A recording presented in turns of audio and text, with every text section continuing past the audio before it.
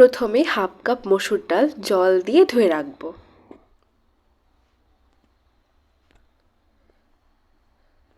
কড়াইয়ে ধোয়া ডাল, টুকরো আলু, ফুলকপি, টমেটো, নুন, হলুদ আর অল্প সরষের তেল দিয়ে মাখবো।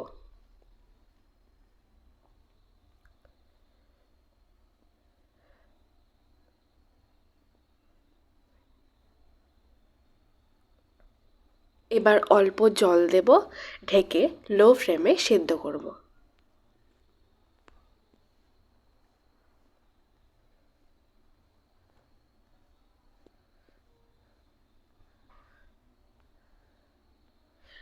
মিনিট 15 পর ডাল, আলু, ফুলকপি সিদ্ধ হয়ে শুকিয়ে আসলে নামিয়ে নেব।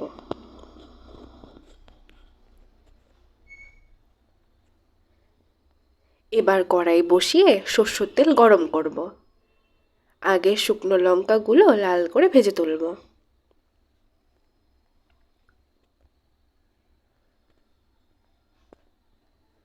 ওই তেলেই কয়েক কোয়া রসুন আর কিছুটা কুচনো পেঁয়াজ দিয়ে বাদামি করে ভাজবো।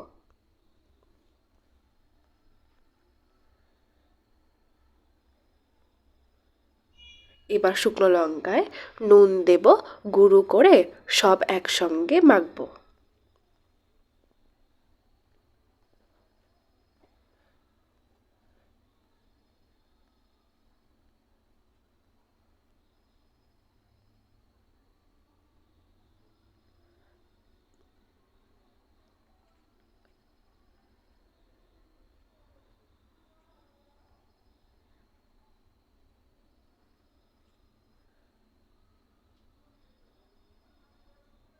কিছুটা ফ্রেশ ধনেপাতা কুচি ছড়িয়ে সব আরও একবার ভালো করে মাখবো।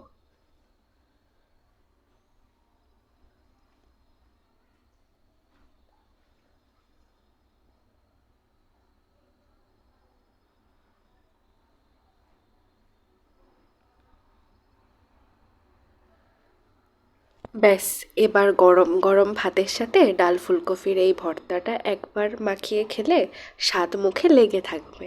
ওকে, টাটা।